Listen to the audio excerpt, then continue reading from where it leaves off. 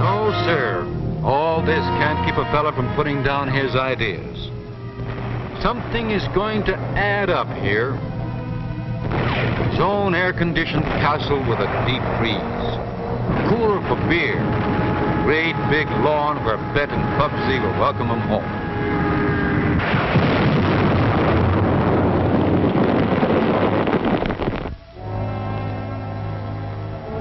No, sir, all this can't stop a fella from keeping his ideas.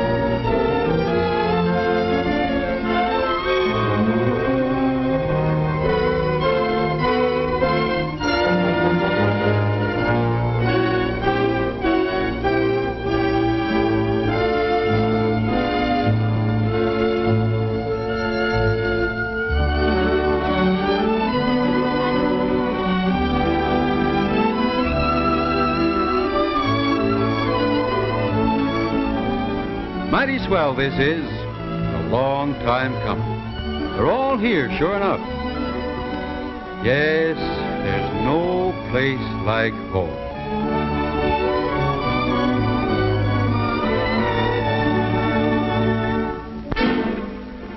But what's happened here, back in the land of the free and the home of the brave?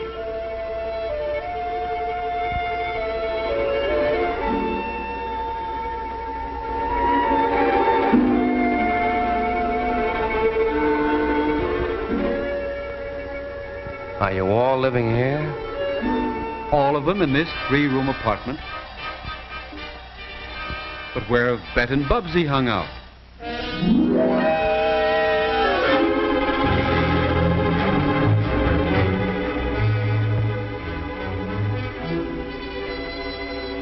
Oh, no. Bart is back now.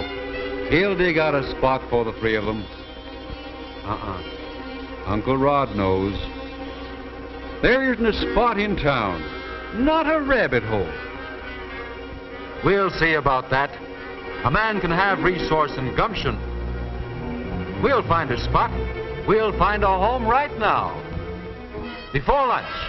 And be back. They want a roof of their own, that's all. A place of their own.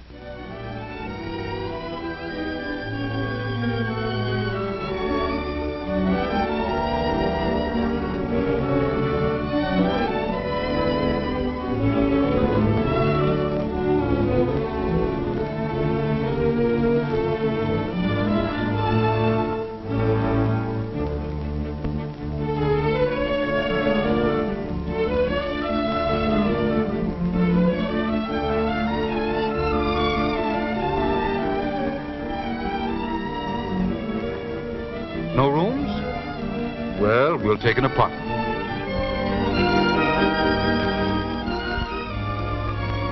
This one looks nice.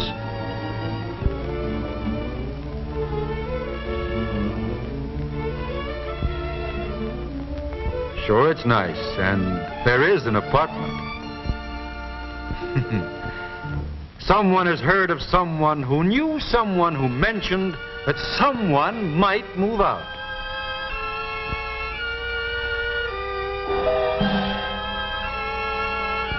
Hunting a home. The most intense, prolonged, widespread, desperate hunt in history. With the hunters running into the millions.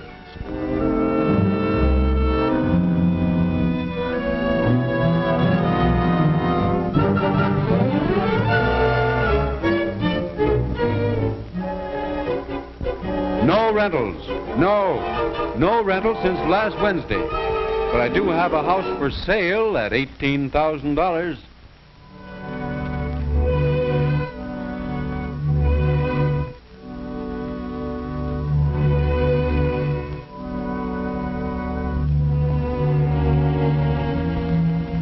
I should have held that house until tomorrow.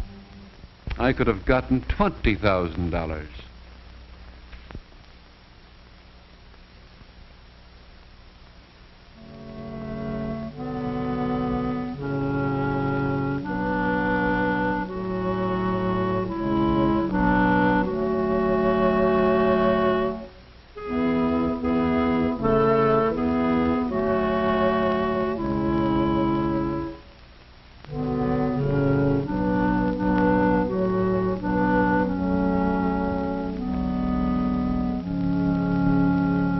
Any city has thousands of dwellings. There must be some spot, somewhere. Somewhere. Somewhere. Somewhere.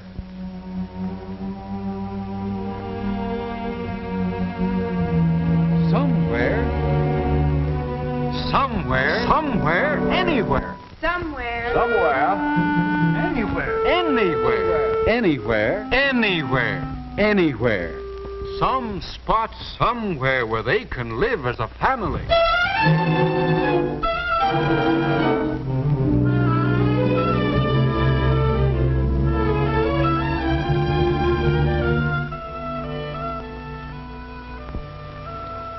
I've got to have a home.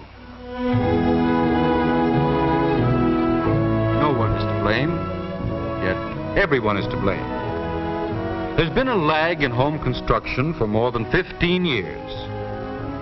During the past 5 years, the population of the United States has increased 8 million.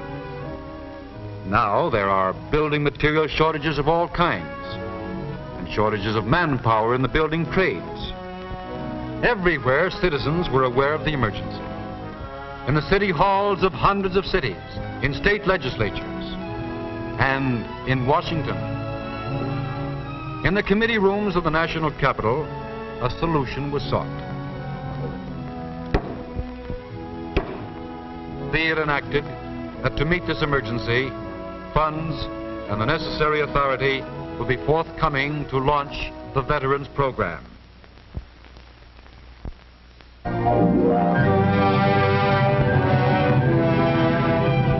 Veterans Emergency Housing Program is launched to help solve the housing emergency in hundreds of cities.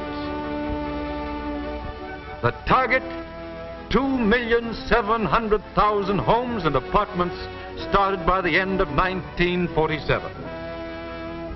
This can't be done overnight. Houses and apartments are not produced through miracles. This is the goal.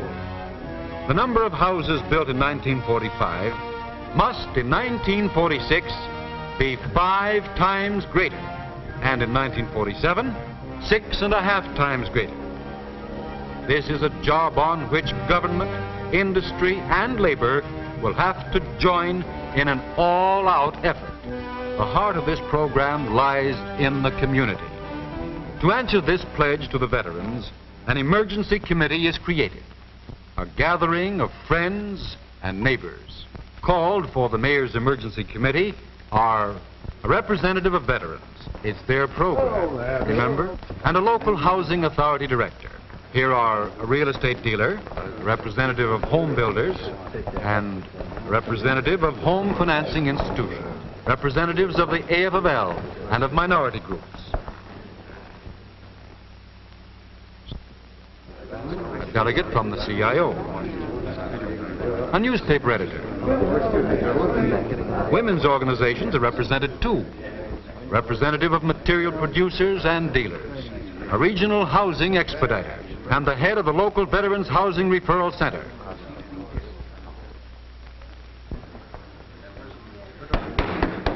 All right, let's call the meeting to order. Let's hear the reports of our committees. The war is not over. This is for Operation Hometown USA, to redeem its pledge to their veterans. Such emergency committees are at work in Worcester, Pittsburgh, Chicago, Salt Lake City, Los Angeles, right across the nation, in large cities and small. What has this committee already done for their veterans? All right, the first report is that of our referral center. Our subcommittee, Mr. Chairman, has completed plans for the opening of a clearinghouse for information on housing for all returning men of the armed services. In the referral center, we find out all we can about every veteran's needs. Here we give him consultation and advice. Does the veteran wish to build or rent? For rental, he is shown our classified listings. We have classified the type of vacancy that we receive.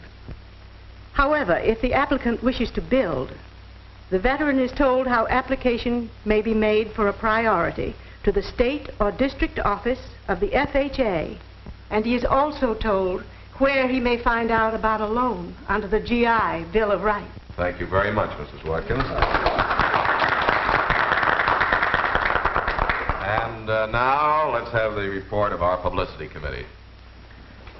We of the Publicity Subcommittee have asked local radio stations to make appeals and interview veterans. Newspapers have given space to cut out coupons, cartoons, and feature articles. We have issued posters. Letters have been sent to all clergymen in town to request the property owners of their congregations to open their homes. Similar letters to service clubs, women's clubs, and all realtors. And finally, to all property owners. We've tried to make everyone aware that they must help in this emergency. And you're certainly doing a good job. The next step in the Veterans Housing Program is a survey of the city's present housing situation. Our report on this comes from a man whose wide experience in housing and real estate well qualifies him as chairman of our subcommittee on planning. Si, let's have your report. We've made a complete survey of all unused housing space in our town. We've had our Boy Scouts comb all the boroughs for extra space. Maybe upstairs over that garage there's an unused room, a spare room or attic that could be used temporarily. We've asked all our folks, people who are so situated, if they'd consider remodeling large houses into additional apartments. That helps. Now that's how we've tried to take the edge off the housing shortage in our town until construction can get underway and catch up with all this demand. And the demand is certainly great, isn't it, Tom? It really is. Tom and I have made a recount of substandard housing, checked existing maps. We know just where we stand on that. There are a lot of veterans in those houses. They should be considered. Now here's one result of our survey.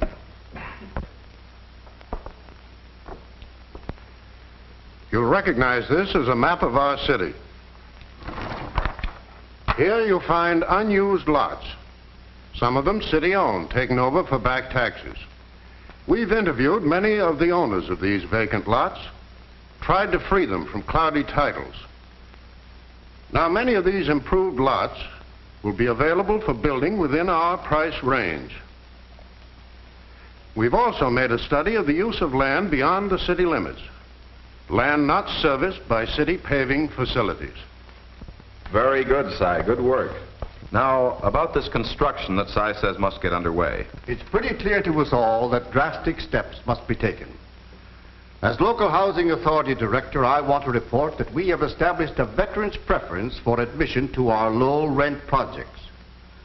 The recount of substandard housing, based largely on our surveys, showed that there are many veterans' families living under slum conditions. Low-income veterans and their families are doubly handicapped in this emergency. We are trying to give them an even break. Thank you very much indeed. That's what we're all here for. Now, target number 1, 1946. Target number 2, 1947. Now, how do we get there? What's our path? Well, to help us along our road, we have with us today a regional housing expediter, Mr. Walter King.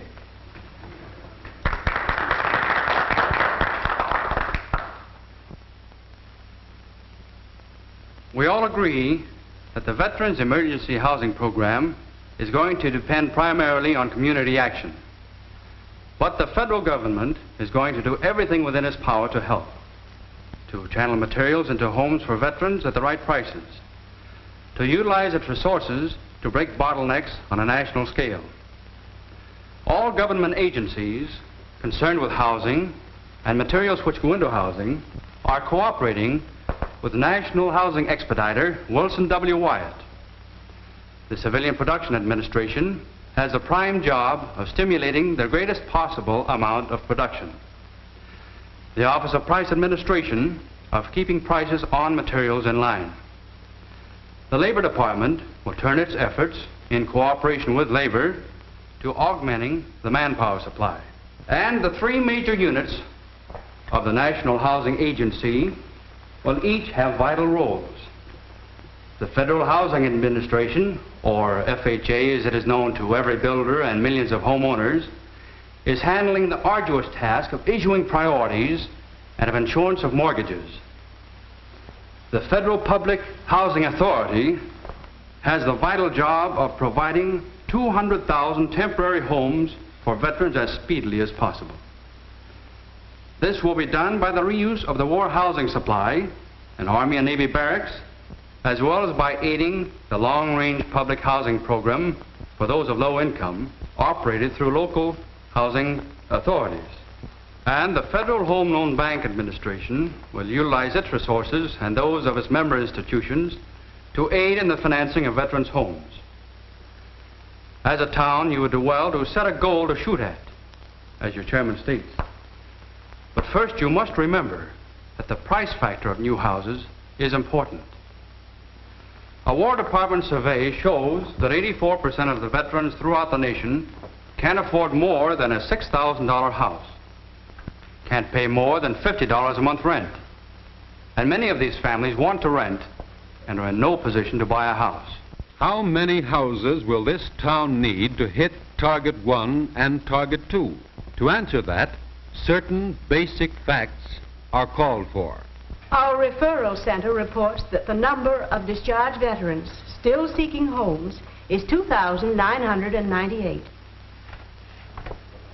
Selective Service reports total number of men from this town in war service for the period of July 1st, 1940 to June 1st, 1946 is 6,451. The 1946 population of this town is 59,963. No correction on that. 965. Twins arrived this morning at the city hospital.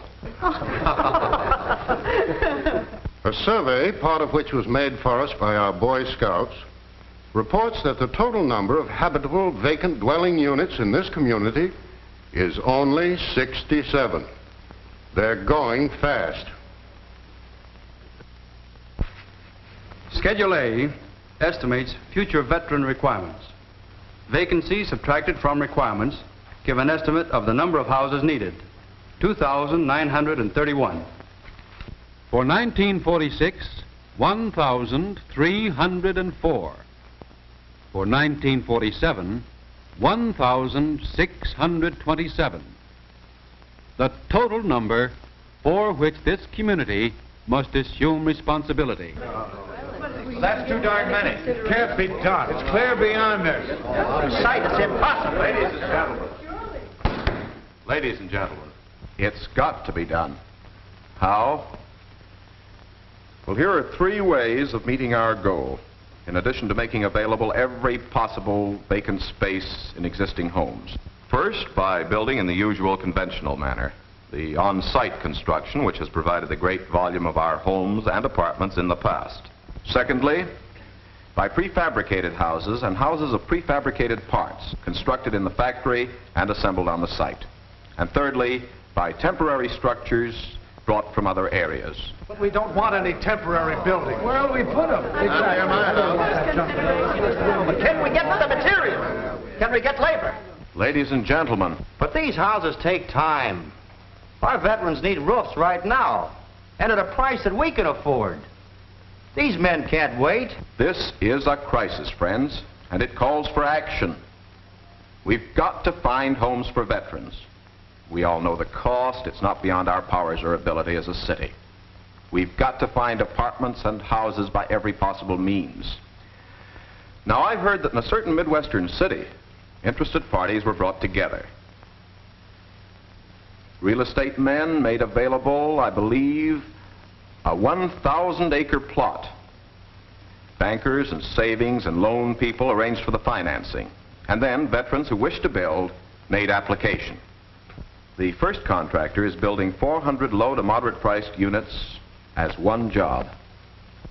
I believe that this town can do the same if we pool our mutual interests. Of course, building contractors need stimulation, and I think that we should encourage the formation of new construction organizations. Now, what about materials?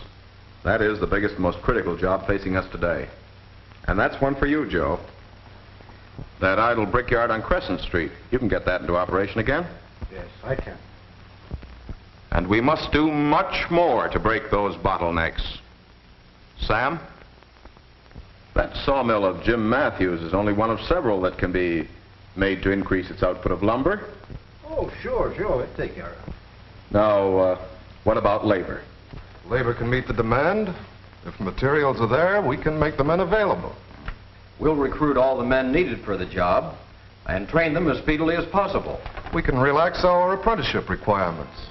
If the building industry grows, labor will grow with it. Remember, labor has a great stake in the housing program, both as producer and consumer. And we're going to see it through. It's pretty clear, I think, that we can't construct all the dwellings we need in the usual conventional manner. To achieve our target, we've got to use prefabrication. Now, the big advantage of prefabs, of course, is the speed of construction. Units are assembled in the factory by production line methods. Houses can be shipped within a limited radius of the factory.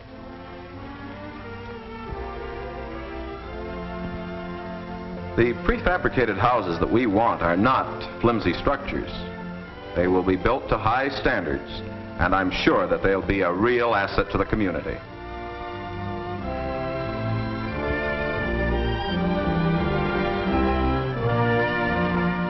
Former service barracks and war housing are placed at the disposal of veterans. 200,000 of these units are being dismantled and moved through the Federal Public Housing Authority to cities and colleges where the need is extreme for immediate shelter.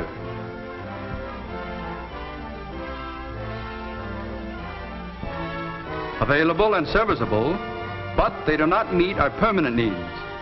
When the emergency is over, they will be removed. Well, this about concludes our meeting. We must remember that we're after rental housing, all we can get of it, because most veterans are in no position to buy homes. And even more important, we must eliminate non-essential construction and channel all materials to veterans' needs. This is really an emergency, friends, and I know that each and every one of you will cooperate.